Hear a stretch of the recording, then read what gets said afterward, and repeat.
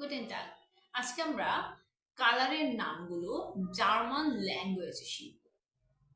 আমি একে একে বলবো, আমার সাথে সাথে বলার চেষ্টা করব।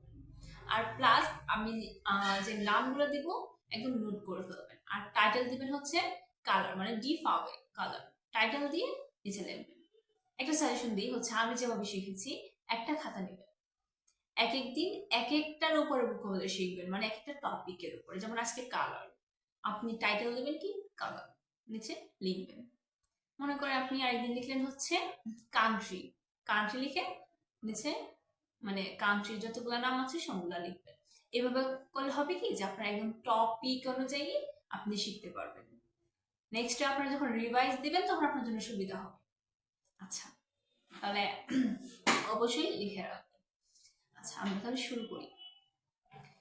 Colour D found, colour D found. red rot, blue loud, brown brown, green green, green green, pink rosa, purple lila, yellow gulf, white vice, black schwartz, orange orange, orange orange, grey গ্রাউ। আজকে এই পর্যন্তই ছিল। আর এই 10 অবশ্যই শিখে নেবেন। দেখা হচ্ছে নেক্সট ভিডিওতে।